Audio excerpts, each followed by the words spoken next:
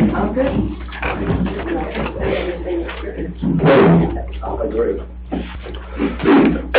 First order of business is the minutes from our last regular meeting on May the 8th, 2017. If you had a chance to look at that, please be looking for a motion to approve those, please. Motion to approve. Do I have a second? Second. Any questions or discussion on those?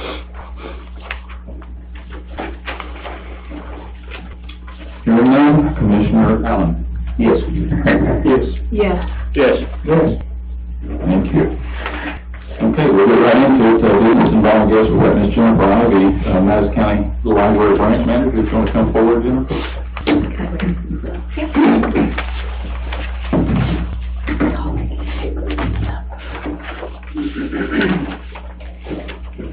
Okay.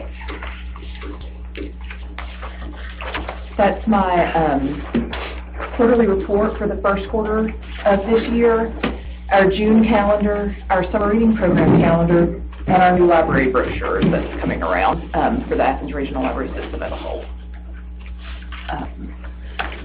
Since you have my report, I'm just going to hit the highlights. The first item I have is Discover Tech highlights. Discover Tech was at the library November 28th to February 10th, so it kind of goes over 2 quarters, but the statistics on that are listed. We had 24 programs total with 871 in attendance. 14 of these were field trips or outreach. I believe all 5 elementary schools visited the library while Discover Tech was there and got to see the stations, the science stations, and also tour the library and hear about how to get a library card and all the things that we have at the library for children. Over 2,500 people visited at least one Discover Tech station during the time that it was there. That's a lot of people learning about science at the library. As part of that grant, we got some money to buy STEM materials for us to have. We bought snap circuits, which were part of the exhibit. So when they left, we felt like it was a good thing to have there because that was the most engaging, I think, of all the stations that we had. So we now have snap circuits at the library that kids can come and play with. I have them out on a weekly basis, so they can get those concepts and also have fun. So the Athens Regional Library System as a whole got a STEAM grant, and some of that money provided materials for the branches. What we have now on display, if you want to come see them, is the shareables, and these are kits of things that you can check out, and it's for kids. We have like exploring light, exploring sound, exploring magnetism, and it's like toys that they can play with and teach the concepts of how light goes through a prism and how magnets work. We also have a loom, so if you need a loom, you can weave something, that's available. We have ukuleles, we have jewelry making tools, we have little bits and makey kits, and that's more circuitry and electrical wiring type things. And also we have sewing machines now. They don't check out if you need to use a sewing machine. You can come to the library and use a sewing machine. So if you don't have one, come see me. The adult programming highlights is the next thing. 66 programs total with 361 in attendance, and then there's a list of those. Our youth programming, 115 total programs with over 3,000 in attendance. Some of that's from Discover Tech, but that's why the number's kind of big. But 72 of the youth programs were done as outreach at schools, Head Start, daycare centers. We're out in the community on a weekly basis, pushing the library. So on the back, I have a picture of Carissa Wood and Crystal Haynes. Got their certificates for completing 1,000 books before kindergarten. 1,000 books before kindergarten is an initiative of the Georgia Public Library Service to try to get parents reading to their kids before they start school. When kids are read to before they ever start school, they're more ready to learn how to read when they do get to kindergarten. So they're learning vocabulary and sentence structure, and maybe spending the quality time with their parents. But in March, we hold a little graduation ceremony for them. So these were our 2 that had read their 1,000 books, and they received a certificate and Where the Wild Things Are by Marie Sendak. So Casal's mother sent us an email, and I sent this to the paper. Thank you, Zach, for publishing that. She said that he has read not 1,000 but 4,000 books that they have checked out based on her online account, and that she uses the library system and puts books on hold and just enjoys the the service that we provide to her family. So, so that was really great encouragement from that. So you have your June calendar for upcoming events. In other news, we have hired Mia Townsend to fill a position that was vacated when Sylvia died, and she's doing well in that, so we like having her there. Staff training, we had 5 different employees do some kind of continuing education in the first quarter. Also, myself and 2 of our trustees, Mike Moak and Ramona Booth, attended trustee training at the Athens-Clarke County Library in February. So lots of continuing education for everybody. Our Vibrant Communities grant, we just wrapped up. We had about 100 individuals attend either art classes or bagpipe performance, and so that was well received. I also wanted to say that our summer reading program officially kicks off tomorrow with, that's when you can start getting your prizes for reading, or your kids can. Come get your reading logs. The kickoff event is May 31st. It's not on your June calendar, I'm sorry, but it will be on the back side of the long green paper that I handed out, because our kickoff event is a puppet show put on by the Athens-Clarke County Library. But our summer reading program is not just for kids, so adults can come and get prizes for reading this summer too. So I hope that y'all will come to the library. We also have a book club starting this summer for adults, and adult trivia is in June, so I'm going to come have some fun with trivia. That's on there. So I hope that y'all will come visit the library as you have time this summer. Do you have any questions for me or questions about the library? Jennifer, the makerspace, is that something that's just during March, or are you trying to do that? Makerspace. The makerspace, I talked to Adam about it. A lot of counties are having a makerspace where people come in and use facilities there to start a small business and that kind of stuff. So I saw that on there, and I was just curious. That's a direction that libraries are trying to go. That's when we have the sewing machines, the jewelry making stuff. I forgot to mention, we do have a 3D printer right now. It is it belongs to the Athens Regional Library System. It will go from branch to branch, so we have it until about mid-June, and then it will go to another branch. So if you need to 3D print anything, bring your flash drive with your file, and or if you don't know how to make that file, come and we'll show you. So you can do 3D printing. So, any other questions about library? Will Casal be coming to Collins? About you? I think they're in Comer. Okay, because you can't recruit, kindergarten. I don't know. That's wonderful. Amazing. Yeah, we were really proud to have that. Anything else? Good stuff. Thank you so much for having me. Thank you, Jim. Okay, as far as Chairman's report, didn't really have anything. I wanted to make mention of just two things. I am going to be trying to get material as we prepare for budget discussions. I'm going to try to get that sent out here in the next few days. At least try to stay as we schedule these events, make sure you have a few days to have that material before we actually go into it. And the other item is we had a meeting today with ACCG was represented, Regional Commission, Senator Ginn, and there were several others that we met regarding T-SPLOS. T-SPLOS is a transportation special purpose local option sales tax. We're actually, there's an opportunity for Madison County as one of 12 counties in our region, that as a region we stand together if we're able to get this on a ballot and approved by a majority of those counties. So we need 7 counties total to actually get it on a ballot. But Madison County stands to actually be in line for considerably more tax dollars throughout those 12 regions. And obviously we're a somewhat less populated, and certainly when compared to Clarke County and everything, we love to see some of their sales tax money in this county. We don't get to see that much. This is an opportunity for us to do it. We have a very limited window on this, and so I'll probably reach out to the commissioners here in the next week or two, and it will require the board to agree to be one of those counties supporting it before it can be put on the ballot. So I have to ultimately sign a resolution or have a resolution passed that that commits at least 7 counties to doing that.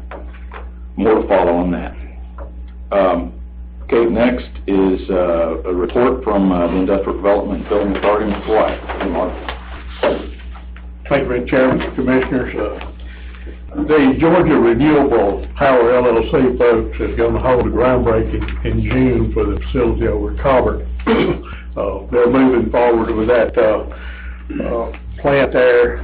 They received a 12-month extension from the Georgia Public Service Commission on their contract, and that's a good thing. It will generate 58 megawatts of power, and IMI out of Watkinsville has been selected as a contractor to do the work and install that facilities there. I want to thank those that attended the Hanley Plumbing Service Company. We had a ribbon cutting over there. We had a good turnout, and thanks for coming out. They repair, service cars, trucks, tractors, motorhomes, whatever you got, and do a good job. Got some very experienced people there that work on these vehicles. Located on Highway 106 there in the old Jackson EMC facility, so nice facility and easy to work there.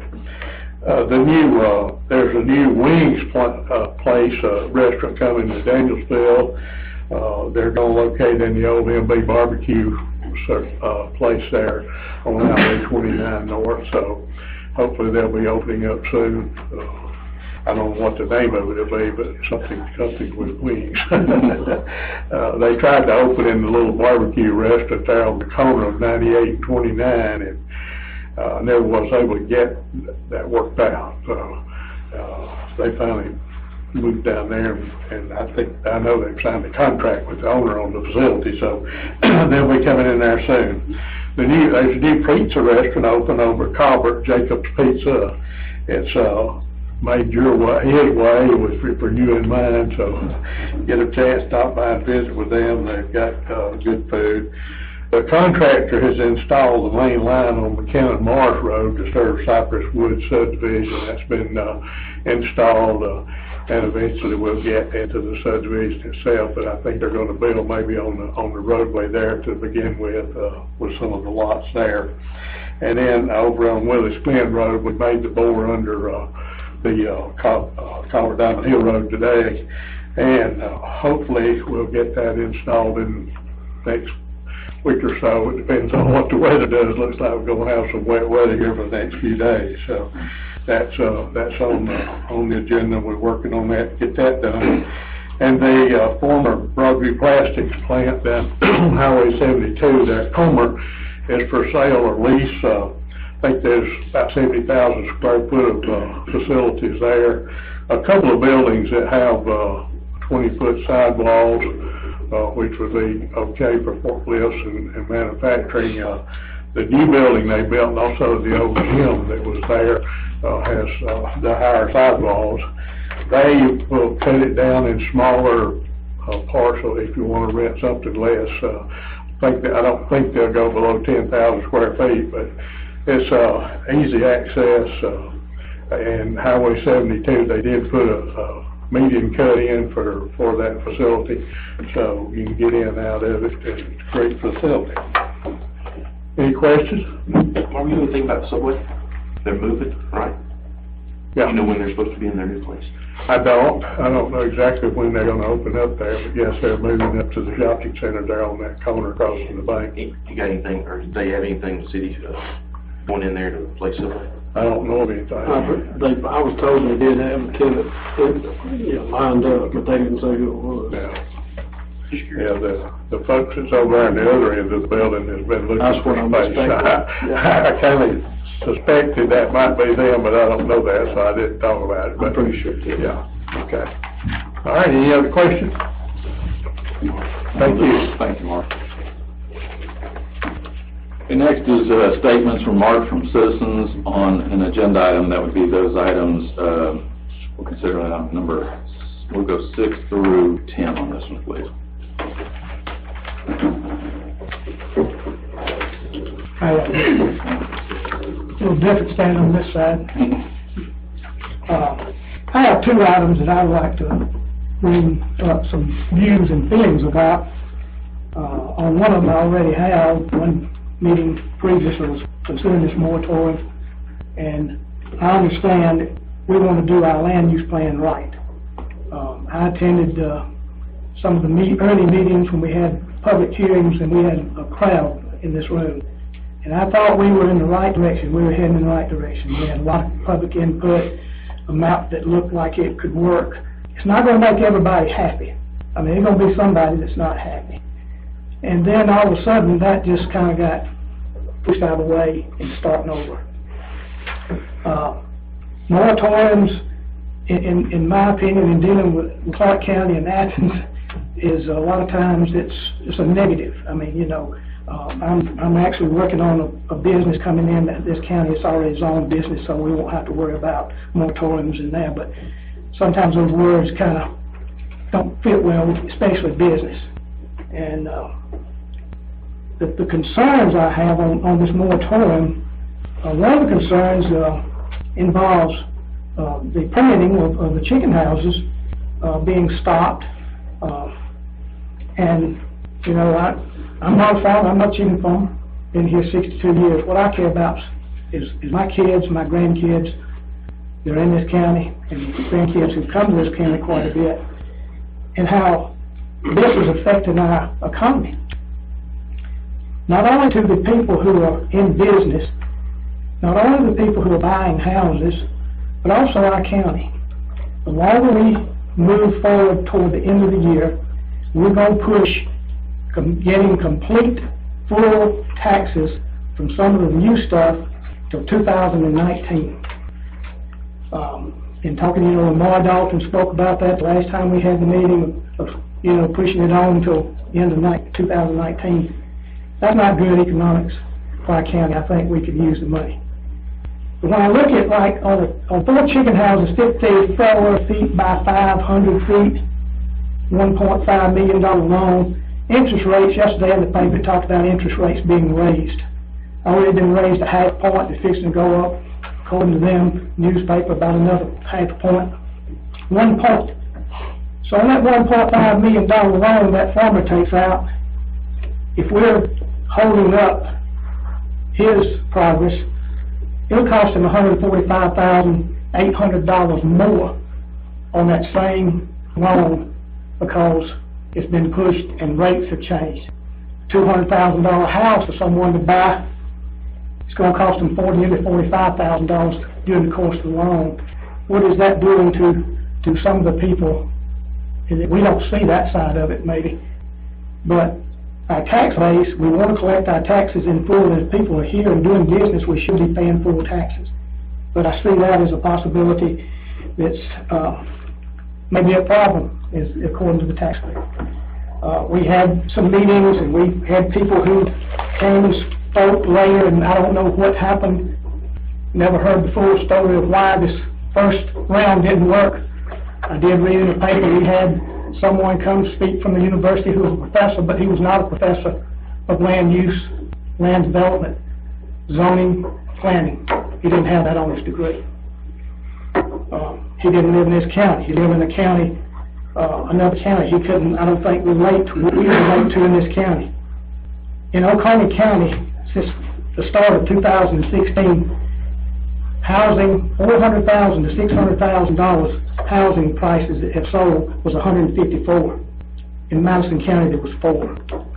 So bringing someone from Madison, from Oconee County to try to help us develop our land, I think we should have looked at planning and zoning and that type thing when we were actually in the meat of trying to get this accomplished. I found something that was kind of interesting, and I think at some point, if we continue to kind of push and stop some of the things we're talking about, and I'll read it to you. I'm not a lawyer, he said now. Government bodies may declare a moratorium for a broad range of reasons. For example, a local government may attempt to regulate property development by imposing a moratorium on the issuance of building permits. The legality of such moratorium is generally determined by the measure and impact of the parties, if they don't like it or how hard they pursue it. But in 1987, the U.S. Supreme Court held a certain moratorium on the property development. And they ruled it may be unconstitutional to take it, thus making it more difficult for governments to slow development to their community. It was First English Evangelical Lutheran Church versus Los Angeles County, and they ruled in favor of the people who were feeling like they were wronged by government putting moratoriums on it. And I don't know that we'll ever get to that point, probably never.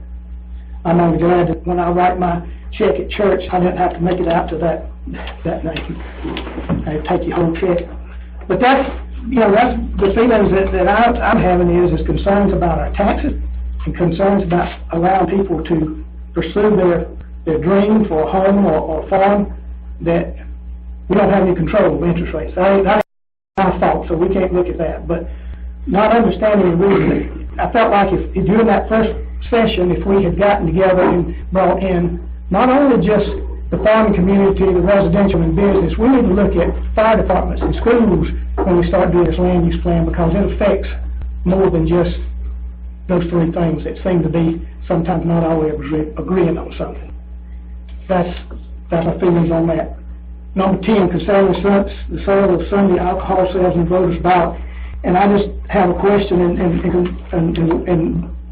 that I'd like to know why that it wasn't put on the e-squash vote in March of 21st of this year if it was going to be brought up in this general time frame, because realistically it costs $12,000 to $15,000 to hold a special election. Now you're talking about maybe this transportation, you'd like to pair it up with that, but it's just hard to see go out, no matter what side of it you're on, whether you're for sales or not sales, the fact that you're going to spend $15,000 one way or the other, basically.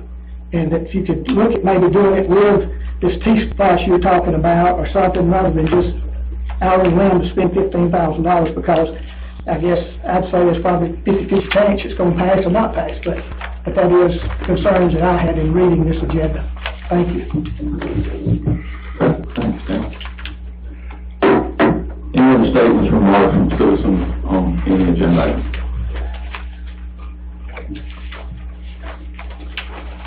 Okay. Got one item left from our previous meeting in the old business, and that was to consider updated recreation department fee structures. And one of the provisions, and I believe we've got in each packet tonight, is not only the original minutes that outline some of those proposed changes, but it also has some comparisons, and that's one of the things that we asked the director of the rec department to provide, and that's from surrounding counties. And she's provided that by way of just comparison, Banks, Elbert, Franklin, Jefferson, and Oglethorpe County. We did approve the summer camp fee hike, but there were three others that we chose to postpone. And so that item is back on the table tonight for discussion. And to either approve or to deny the request.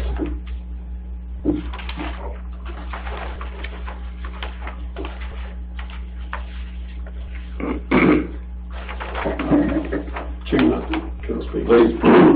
I talked to Robin earlier this week after a ball game with my children, and I knew that one concern, and rightly so, was that some children that couldn't afford, these increases would be left out. And those are the very children that we want there, not in mischief. But Robin said that there are, and I think Lee had the graph or the page over here that shows us a scale of income. If you've got 6 people in your household, it drops at a different tier every time. Also, multiple children get a discount. But anyway, it basically could, if you go with need, you probably will end up with about a $10 fee. And if you can't come up with that, they've never turned anybody away. So basically what it is, it's the people that can pay that's paying for the people that can't pay. Yes, Chairman. She said, I also talked to Robin, she said that before we had the assistant request form, people would come in and just say they needed that kind of stuff, and a lot of people were taken off of that. She thought that, maybe using the system a little bit. So we have an application It's based on poverty level. So, you know, if you got a family size of 3, making, you know, less than $20,000 a year is $10. And if they can't pay that, if they can't somehow come up with that, like Robin said, they've never turned anybody down. If you look at the other pay structures in the other counties, I'm pretty sure everybody has that. Elbert County is as low as we are, but they have the same number of citizens now as they had in 1951, maybe less. So, you know, we keep getting bigger. 8 games are comparable. You know, even if we go to 50, we're still going to be, you know, second lowest, right behind Elbert. Didn't talk about the Little League last time. Little League actually doesn't pay anything for the use of the fields. We set the fields up. Definitely not against that, but that is the fact of the matter with the Little League. So take Little League out of it, you got top sport is soccer. I think you have more participation in soccer than anything, which I'm glad that's true because we built those soccer fields over there for them. But I would like to see 50. You know, I know the other commissioners, and you know, maybe a compromise of 45. Kind of meet the recommendation from the rec department board in the middle, kind of. So those are my thoughts.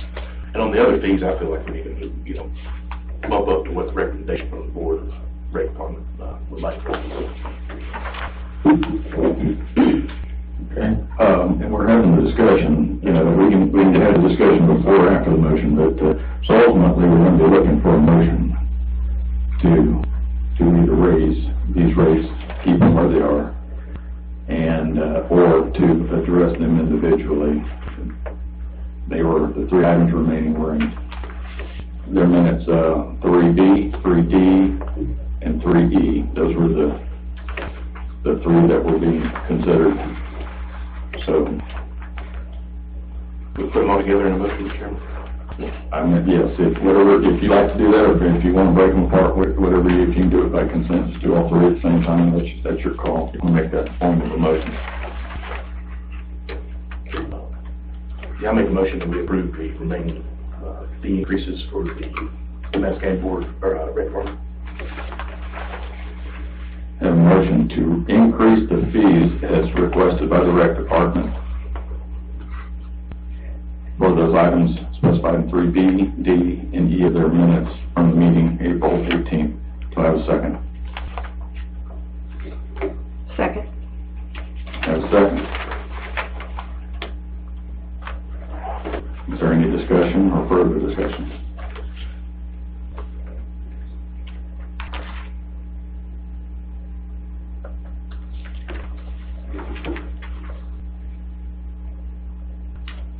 Seeing none. Hearing none. Go with vote, Commissioner Strickland. Yes. Yes. No. Yes. Yes. Okay. All right, on to new business. Item number 7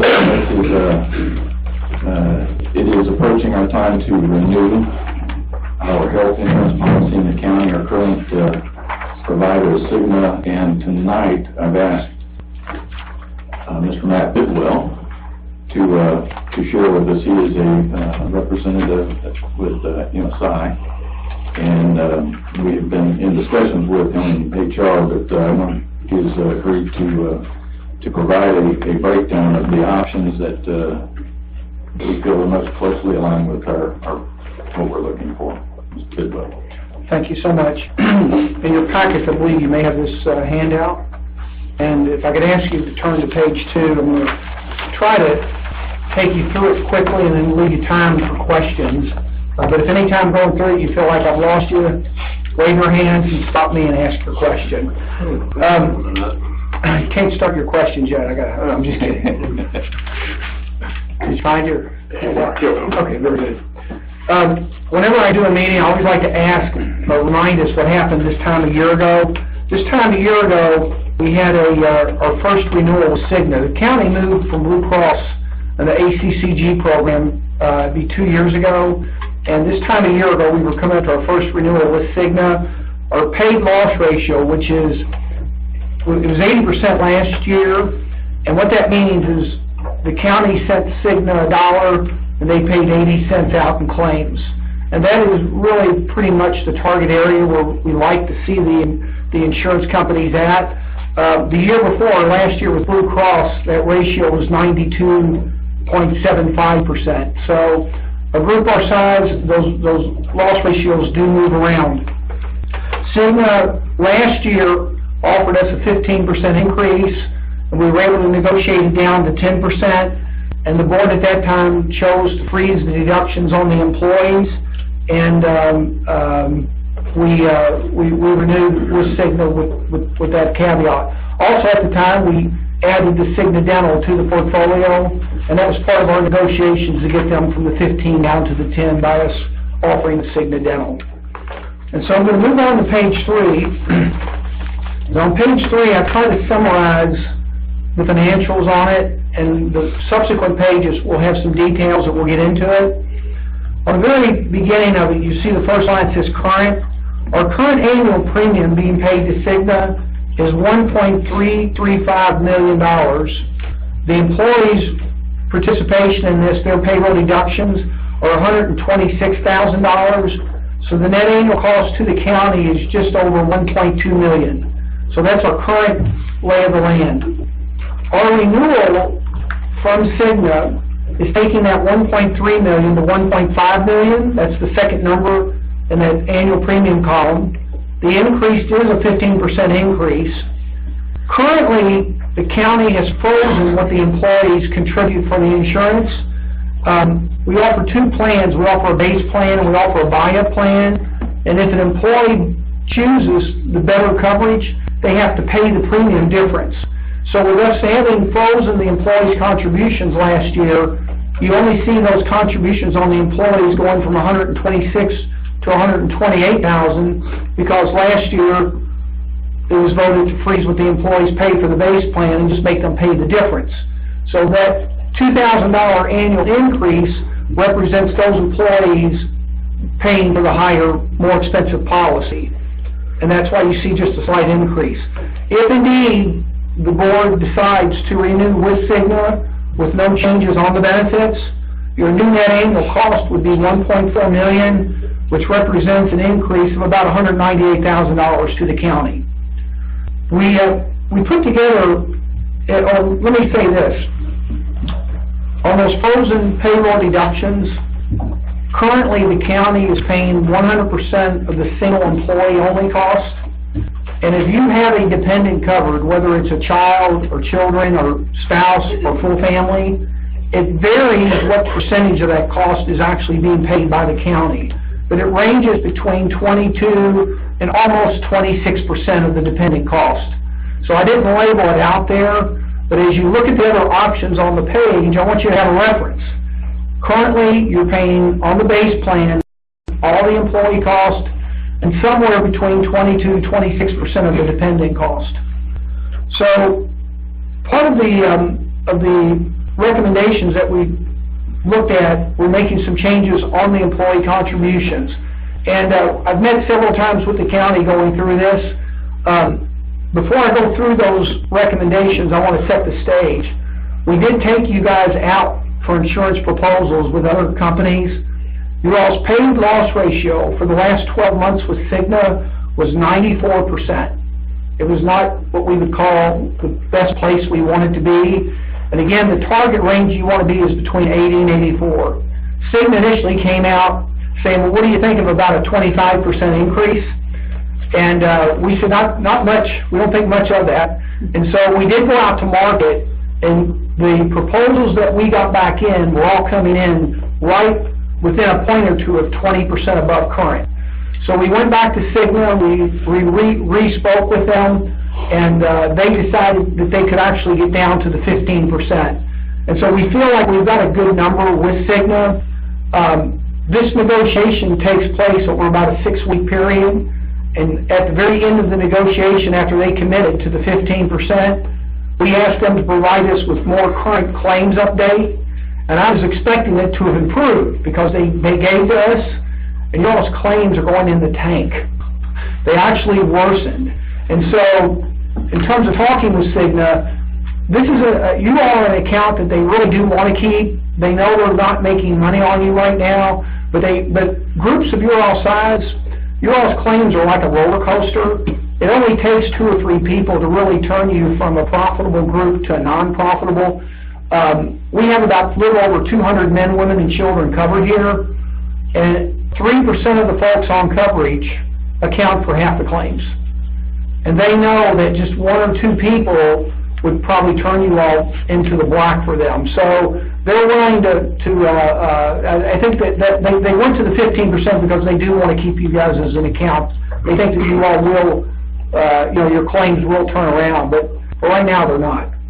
So having said that, knowing budget-wise, I don't ever like to look at these types of increases. We tried to do some things with the payroll deductions to try to bring the cost in line. And what we looked at was the very first line shows revising it, showing the county paying 90% of the employee-only cost. You all currently have 17 employees who cover dependents, and I'm going to show you what those payroll deductions look like. But if the county stops supporting those payroll deductions, then the employee contributions, should all 17 of those people with dependents keep them on coverage, the employee contributions go to $323,000. It takes the county's net cost to 1.2, which virtually leaves you about a no change in your cost. But that's only because the shift on that has been shifted back to the employee single paying 10% of the cost, and the county not covering any of those 17 employees with dependents. We also showed what happened if the county covered just 95% of the employee-only cost and nothing on the dependents. The employee contributions would go from $126,000 to $256,000, again, taking the county's net increase to $70,000. Does everybody follow me so far? Where I'm going? And then we also showed options. Right now, you're covering somewhere between 22 to 26% of that dependent cost. What if we just across the board just cover 20% of the base plan? And so we took the 90% of the employee-only cost, covering 20% of the dependent cost.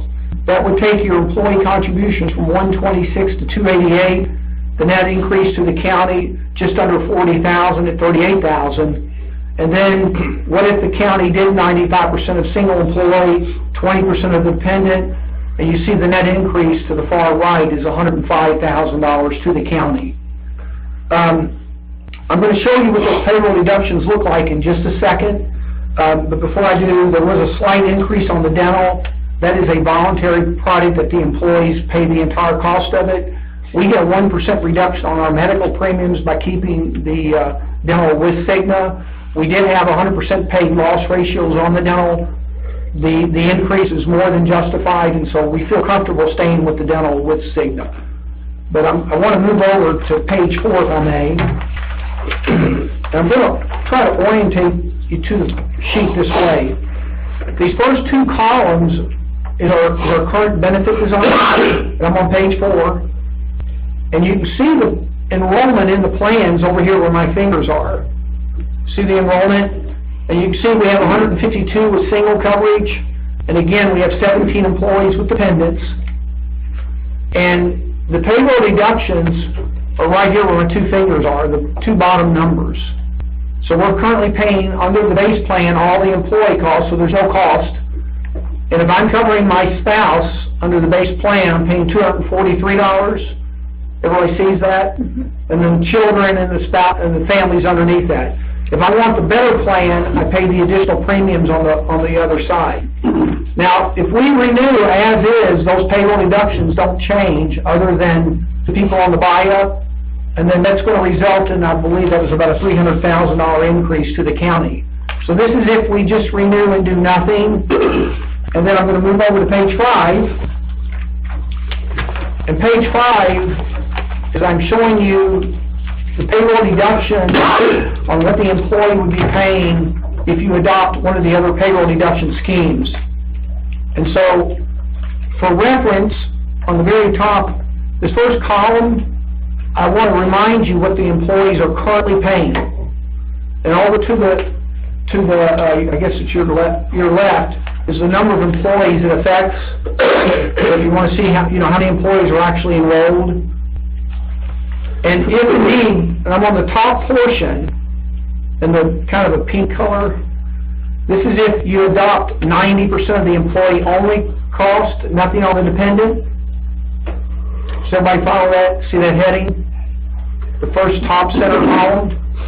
You can see that the single employee, and these payroll deductions come twice a month. So twice a month, if I'm taking single coverage under a 90%, my cost for the 53 people on the low base plan would go to $33.20. If I'm covering my spouse, it would go to $408.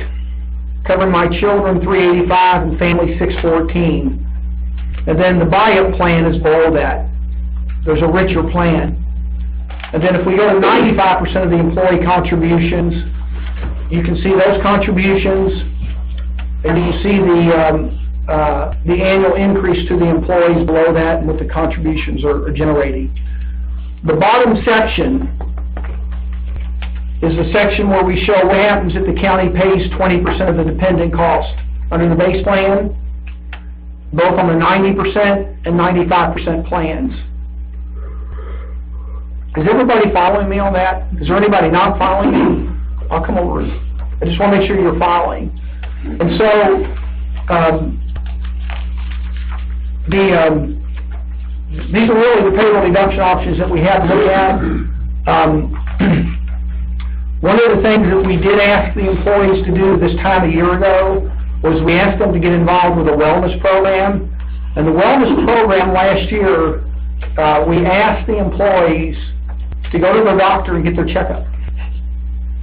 Checkups are free, and they have to submit a form that their doctor signed off on, or the doctor's office signed off on, indicating that they had got their checkups done. And we had, I want to say virtually all, I was told it was pretty much 100% of the employees didn't do that exercise.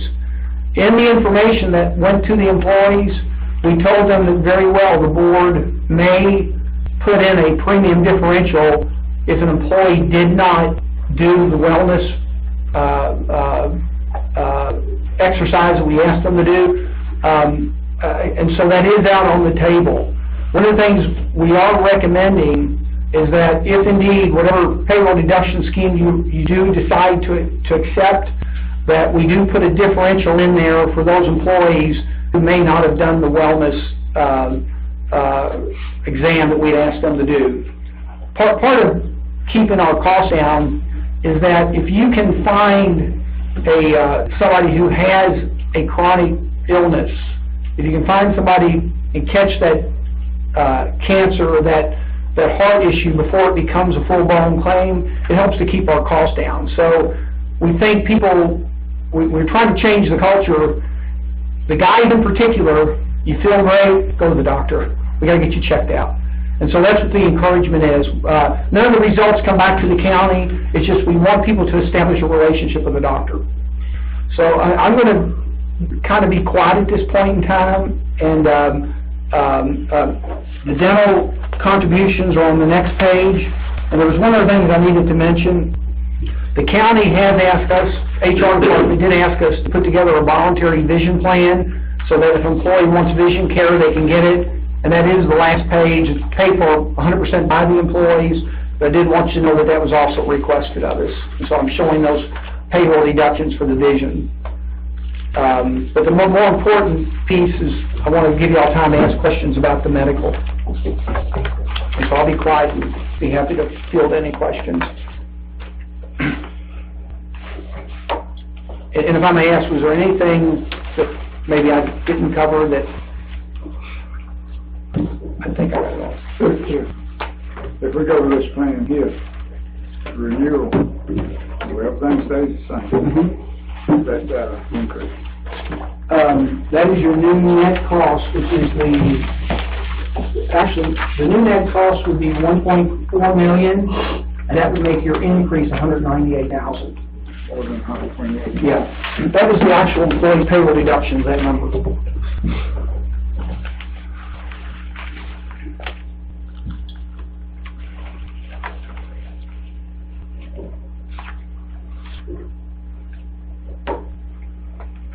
Do you have any way of knowing how many people actually did what we asked them to do?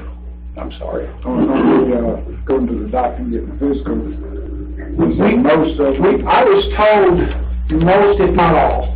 I think the number of employees that did not get the physical, which is basically exercise, that did not get a physical was 7 or 8 total people out of 158, I believe. And some of those were, if not all of those were, as a consequence of a spouse having other coverage.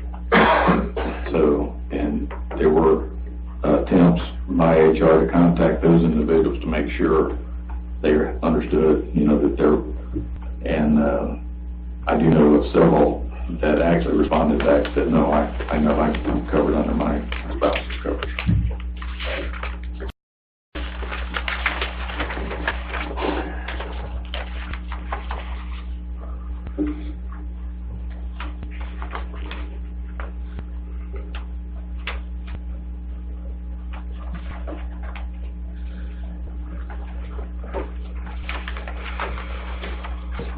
I didn't mention this, but the insurance renewal is for July 1, and the open enrollment time that we had put on the calendar was like, I think it was June the 9th, and so we just have to have we need about a 10-day lead time to actually get your material set, get the website ready to do this. So.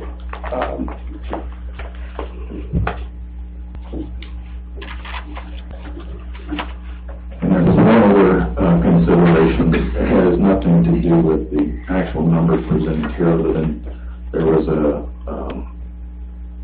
suggestion, this was talked about, whether, as Matt had mentioned, the effective date on this is July the 1st, the new coverage, the new coverage period, or pushing that to, if the county wants to carry things status quo until January 1st.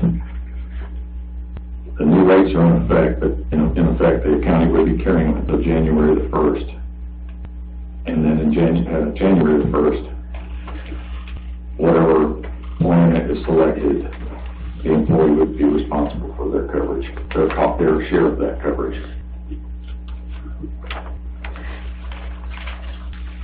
And this, the only reason for that suggestion was there would be, obviously, those affected more than others, and it would give them the opportunity to plan.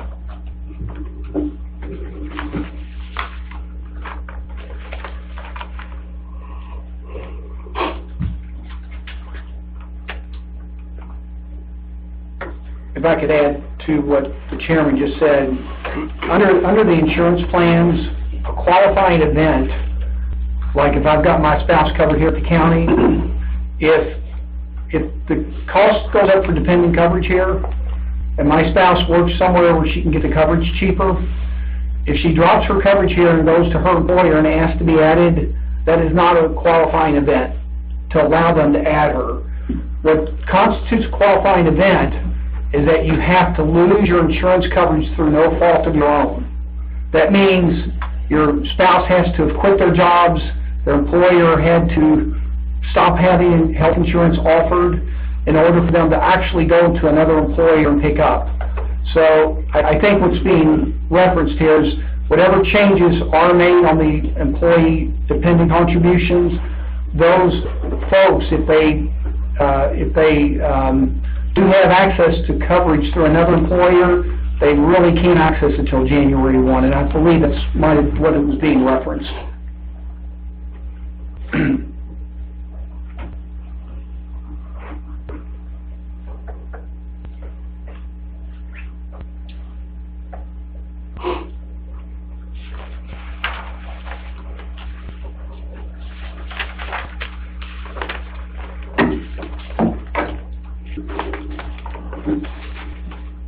Are there any questions for Matt?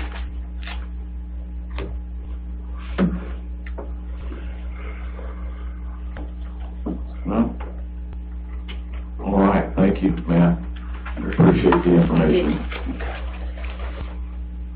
All right, so given that discussion,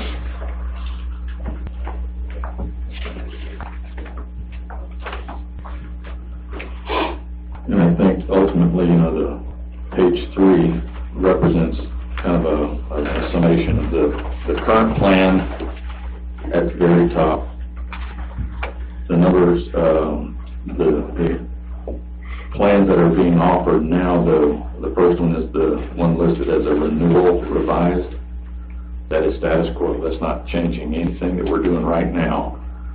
With the realization, there's a 15% increase in the premium and a net increase of $198,299.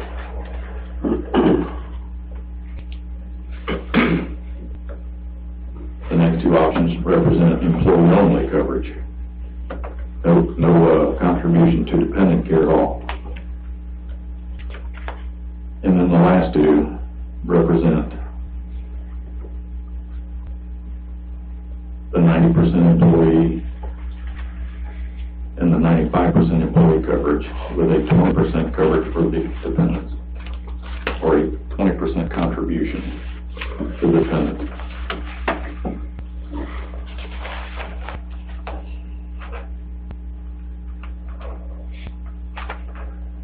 So if we went with 95% employee only, as far as employee only, that would be increasing their benefits, wouldn't it? Or cutting that premium down from 80% to 95%. Well, employee only, they're currently at 100%. Oh, 100%. Right. County pays 100%. This 90-95 represents the county's contribution towards their coverage. Mr. Chairman, I got a question. Where do we stand compared to all the other county governments with salaries? I mean, this is basically, you know, something that could cause some of our employees to jump ship and go somewhere else. I don't think we have the greatest salaries in the world, but I don't know for sure. And that information is out there, whether through Department of Labor. There are a number of places, you know, that you can look at comparable positions and salaries and things like that. And it is of note. I mean, and this is part of the consternation here is trying to recognize that, you know, of no fault of any employee and no fault of the county, there's an increase. I mean, that's totally out of control here. Even with these increases, as Matt pointed out, comparatively speaking, with Blue Cross Blue Shield, Aetna, Humana, Cigna still came in with this 15% increase is still lower than those other carriers, those other providers. So, independent, and you're right, with the salary thing, if you know, the benevolent thing is to carry, you know, the 100% and status quo. Realize, though, as it's reflected at the top right on that page, the county will incur an additional $198,000, everything else being even. The county bears that $198,000 increase. So,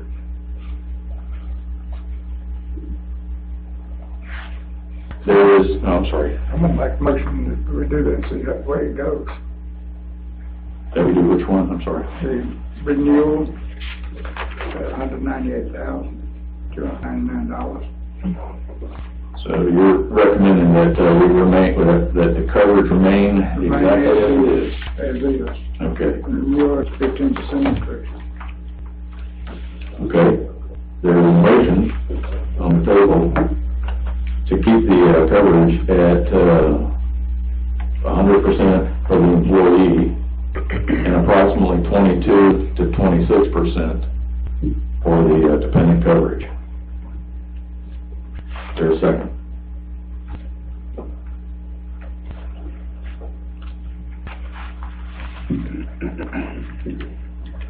I'll second it.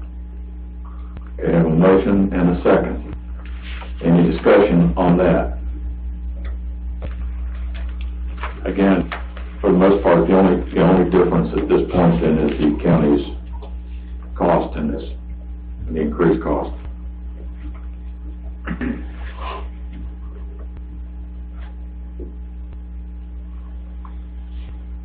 And we do know that things go up every year. My personal insurance goes up every year.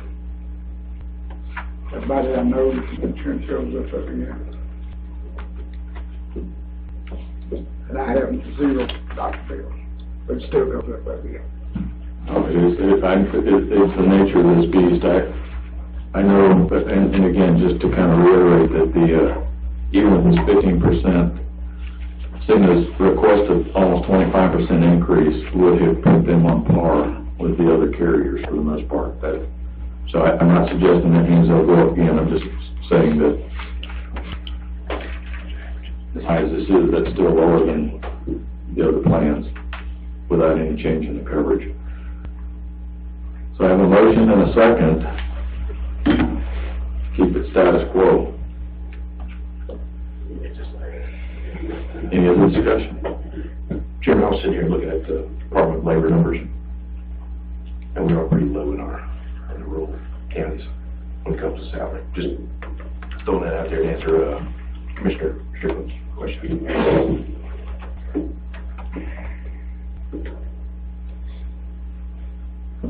Any other comments or discussion?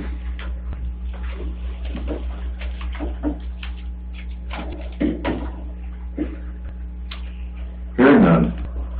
Look for a vote here. Commissioner Bettis. Yes. Yes. Yes. Yes. Yes. Thank you, Matt. I appreciate your time tonight. Okay, next item.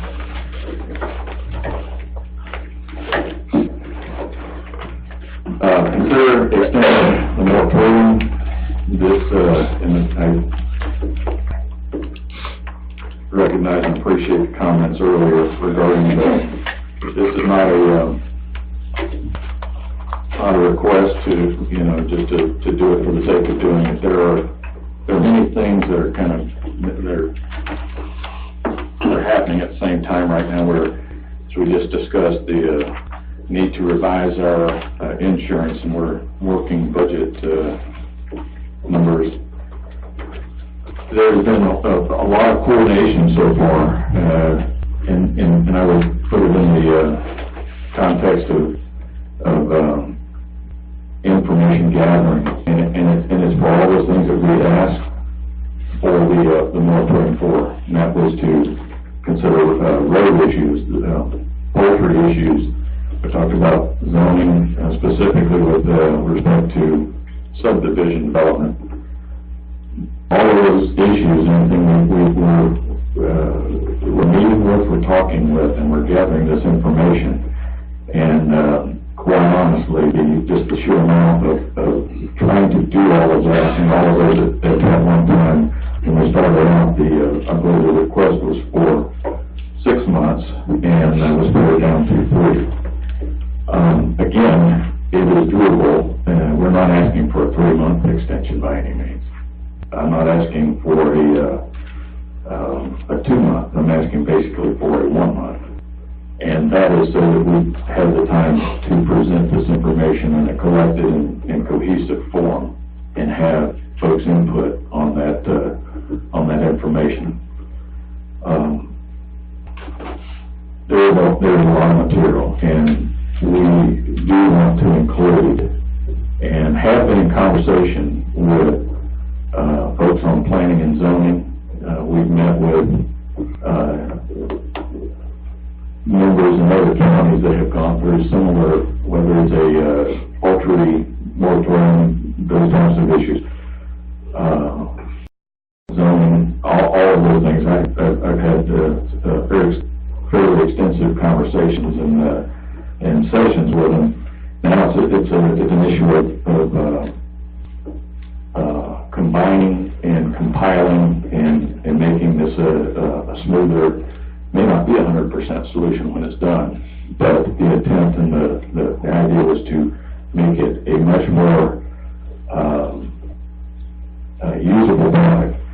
And for the reason that we discarded what we started with, we did not. We have not started over on anything. There have been edits to it, but we have not discarded any of the information that we actually started out with Chairman Douglas. We just continue to tweak that, and we're at that point now where we want to have everybody put eyes on this collective product and offer their input, see if we can make it, fine tune it, make it better, and modify or, approve this and get it into action, I am very interested in hitting the go button and getting this thing back in order and working. But, we've had events recently that put focus on the fact that some of our stuff is just, it needs correcting, it needs updating. And that's what I'm asking for, is the time to do that. The moratorium now is to June 1st, and you're asking for July 1st, right? Right. And actually, I'd asked for the first meeting in July so that we can actually vote on it. First meeting, okay. First meeting in July. Are they doing some really good work on that planning and zoning floor? We're and again, to that point, I mean, we're getting inputs, but now, actually collecting. And believe it or not, there are people, and this goes to the comment earlier, it is not, and by design, it is not just the agriculture community. It is not just, development. I spoke with a gentleman, big bright man, and he is in another county, but, he has actually served in planning and zoning in 3 different counties. And there are many things that I offer right through out there that some of them sounded good until I started talking with them. Quite honestly, it just doesn't fit this county. It's important to identify what doesn't work here as well. So that those things that we have gotten a lot of, and that's where it comes down to, that land use map. I want to make one more comment about this. The land use plan, the land use map, it is not about the picture. That's not where it happens. It's how you define it in the ordinances and how we apply those.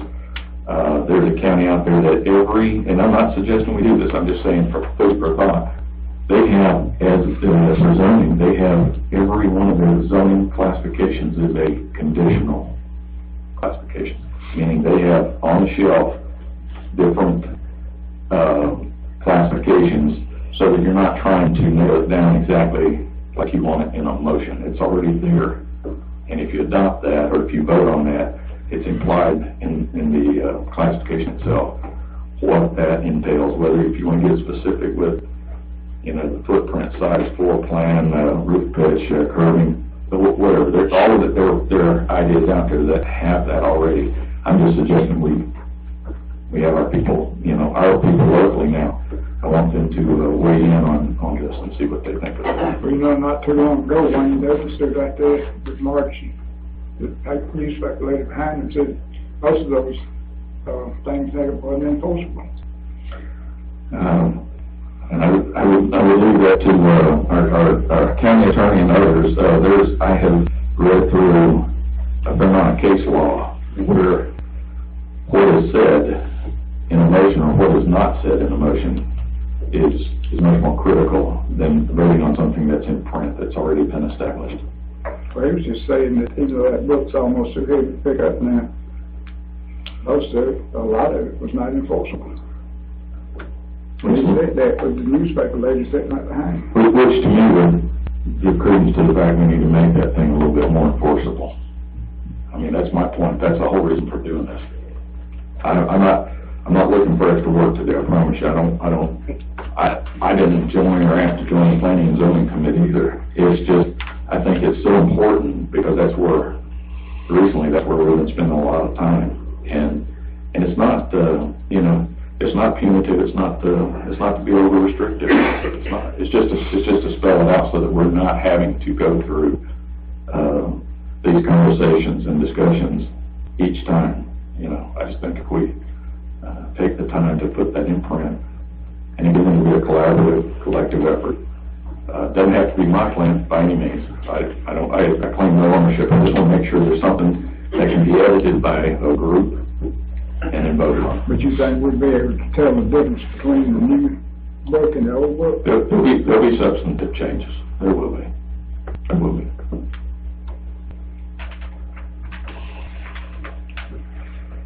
And as it pertains to that map, I know everybody got really kind of balled up about, the different colors and all.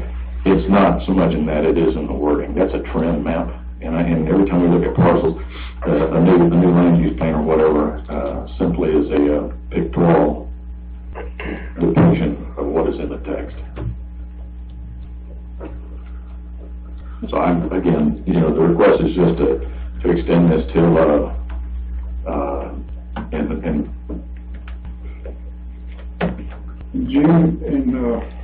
in July. First meeting in It will July. automatically come out off. Well, I think we'll need to vote on it. You will need to vote on it. You'll need to vote. If we vote tonight to go to July to whatever, then after that it's over. And I'd have to, or is it, can it be an automatic or The moratorium ends on that date, so that's the reason to put it through that next We don't meeting. need to vote anything else on. Yeah, I mean, It's over now, on June 6th. exactly. There's no action taken on it. Correct. So would that need to be extended for 1 month or 1 year if we're at that point in time able to wrap it up? Well, I think you gotta have a date certain, so if, heaven forbid, you're not ready then, you'll have to do this again.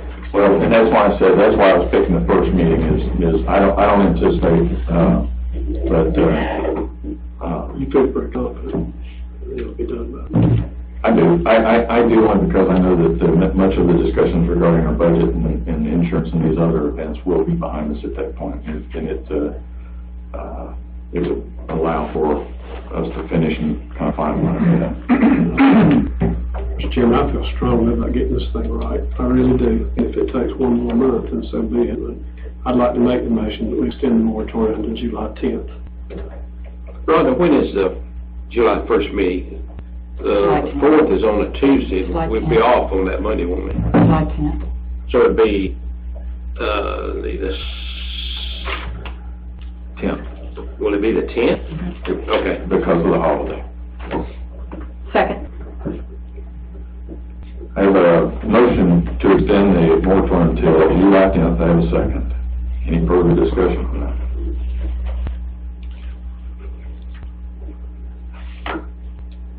Seeing none, the vote is to Commissioner Tupple. Yes.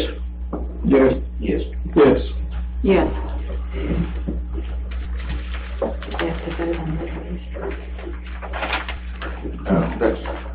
Well, I assume the vote was to approve this resolution to extend it through July 10th, correct? And my error in that, it will permit me to, it was put in place by resolution, so if we,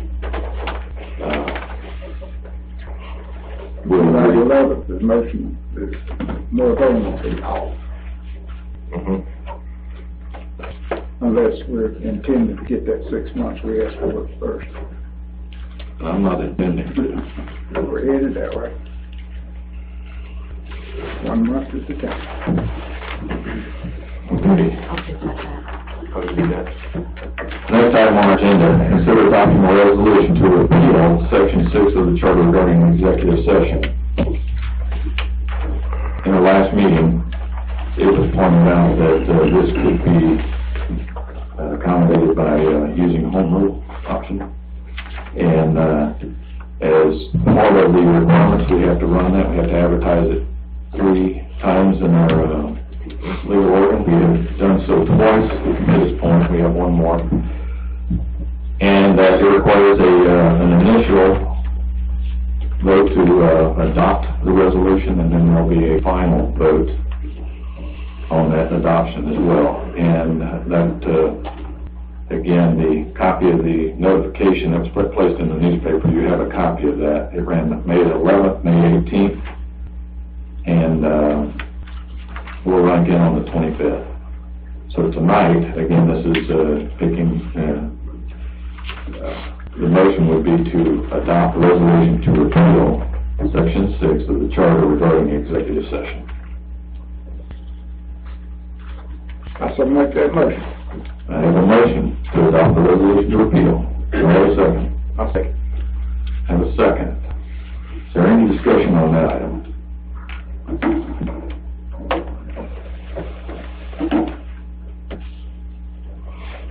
Over to Commissioner Easko. Yes.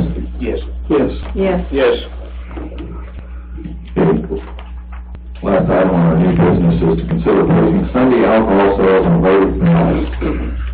And this will come to Commissioner Allen. I'm the lucky guy that gets to talk about this one. This is about Sunday sales, vote by the people. Obviously, we don't want to make that decision. People need to be able to make that decision.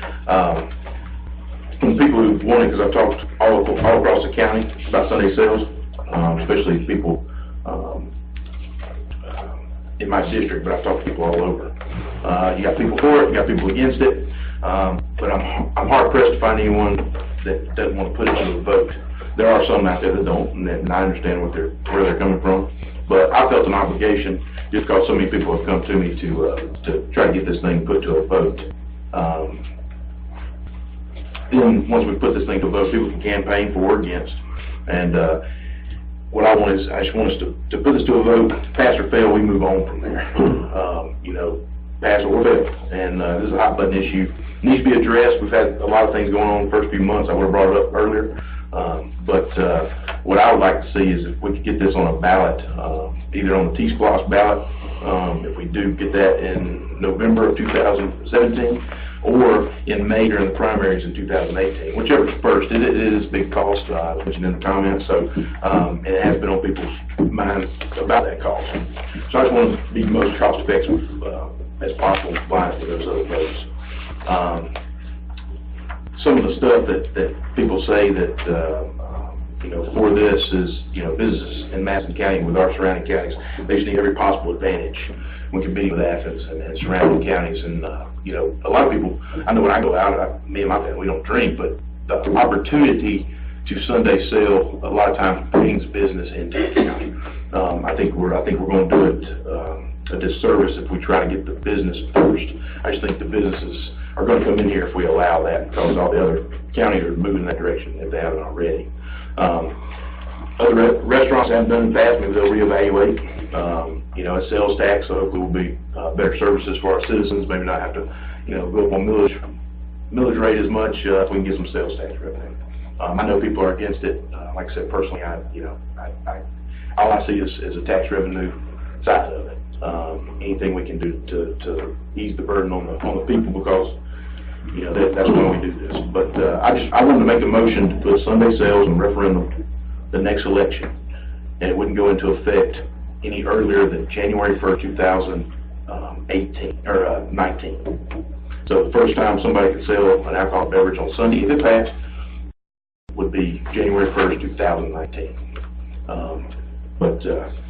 Really want to get that motion out there, and if we get a second, get some discussion on it. I'd like to know what the other commissioners think about it. So I'll give you a second for discussion.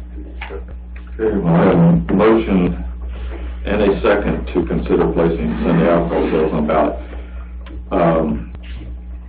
And before I open the discussion, I did want to address the question earlier, and the cost is correct. It's approximately $12,000 to $15,000 to place an item on a special election ballot. Again, if the decision ultimately is independent of this, and there's a vote to a T-SPLOST election, or if we're able to get that on the ballot in November 7th would be the deadline, or it would be the date of the election. Again, the next general or the next large scheduled election is May 22nd. That's primary next year. So, I think as I heard just now, the thought would be it either tags along with an existing election, or just waits for the next schedule. Is there any further discussion on that? I'd like to say just a word. All my life I've been taught to remember the Sabbath and keep it holy. And selling beer and wine, alcoholic beverage on Sunday, is not keeping it holy. And I think we're sacrificing what little revenue we'd get from Sunday sales for what's right and what's wrong. And if you think about it, the people that buy alcoholic beverage on Saturday and Sunday are people that are drinking to 12 o'clock at night, and they run out of what they're drinking, so they got to go somewhere Sunday and buy some. And I just, my conscience won't let me vote for something like that. I think it's wrong. and I'm gonna stand by my conscience. Mr. Chairman, I'd like to say mine will. I know these so-called blue laws, they were put into effect years and years and years ago by men with a strong moral compass and a backbone. And, I don't see this county benefiting from it. We don't have the population to bring these, steakhouses and different things that pour on Sunday in, unless the vote persuades Zeb's, Gina Bell's, and our restaurant to serve beer on Sunday. I don't see that anybody would profit from it. And, you know, like Mr. Bethel said, Sunday is for family and rest. You got the rest of the week for friends and booze, and I just can't do it. It's one of the few things we have that remind us of what Sunday's about. It reminds that person when he goes to that convenience store, oh yeah, it is Sunday. Maybe there's some conviction there. Another thing too, that it can't do anything but bring on more evil, and we're already bombarded with evil now. And if we start selling alcoholic beverage on Sunday, the people ought to be at church and forget about the alcoholic beverage and think about where we're going to spend eternity rather than buying alcoholic beverages.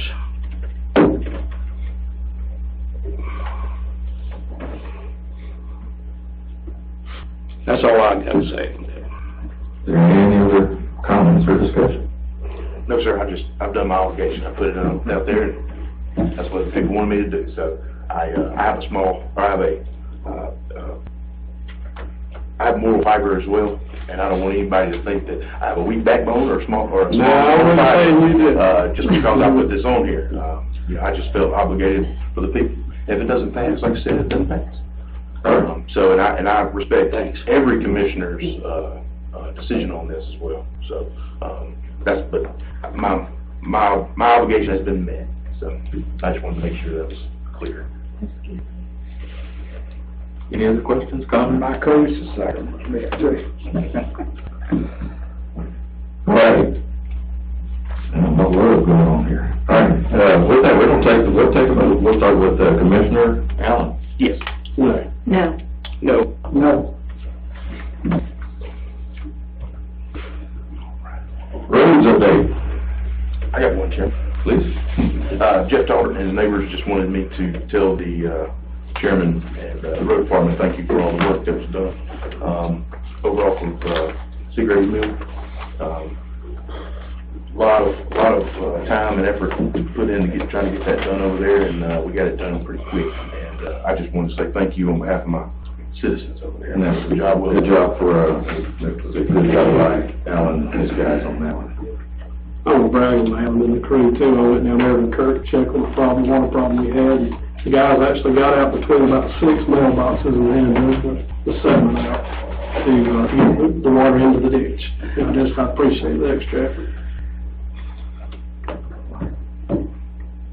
Any other updates, anything at all? Don't have a road update, but I'd like to ask a question.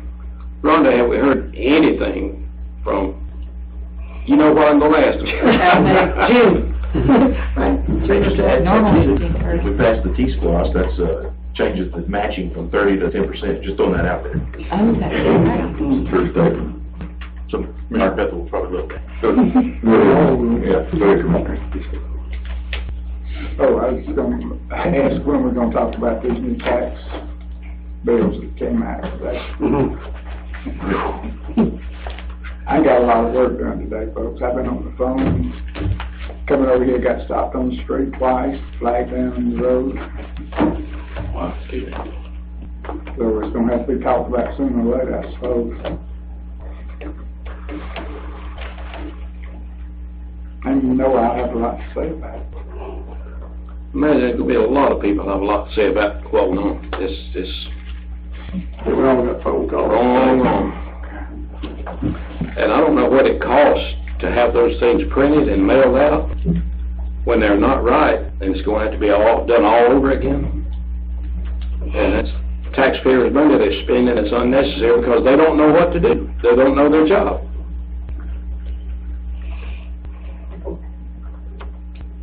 I wouldn't talk about it now, but there needs to be a time to talk about it.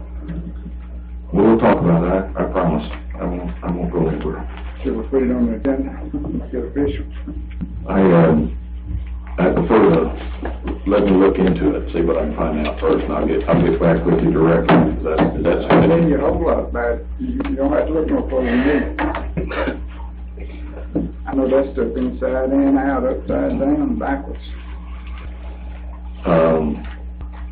Is it safe to go to statements and remarks from citizens? Maybe. Maybe. Any comment, any remark at all anybody like to make? Doesn't even have to be on the agenda, folks. I just make a comment, I've been getting called about it, I ain't on the board. You might understand. I didn't get the report back from Al. Y'all get that situation straight out there. That lady that called and We got it done within 45 minutes of that call. good, thank you. And I might not have pleased them, I'll share this with you. They have a granite monument right on the road there, Yeah. covered. And they spent a fair amount of time trying to clean out around that granite monument. I just told them to cut all that stuff down, so I made a call on that. It was nice June. I appreciate it. Go back to one more. It is true, we do not put speed breakers anywhere in the county, right? I've always been told that if you put, speed breakers on a public road, it's no longer eligible for state funding. Right, inside city limits right now is where they're. Well, you're gonna get a call tomorrow, cause I got, the only call I got wasn't about taxi service, about speed breaker. I tried to explain it, but I said, he can do it. Give me your number. All right, Mr. Pruitt, executive session. Yes, sir, we do have something to talk about tonight. Okay, First. we'll, entertain a motion then to go into executive session for the purpose of Pending litigation. pending litigation. So moved, Chairman. I have a motion to enter the executive session. Is there a second? Second. I have a second. Discussion. Commissioner Sherman? Yes. Yes. We must. Okay. We'll go into this closed session here. All right. Do I have a motion to approve the minutes of the executive session? So moved, Chairman. I have a motion, do I have a second? Second. I have a second. Discussion? I don't know where we were, so I'm gonna go with Commissioner Strickland. Yes. Yes. Yes. Yes. Yes. Okay. Any other business? Motion to adjourn? Motion to adjourn. I have a motion to adjourn in a second. Commissioners? Yes. Thank you all.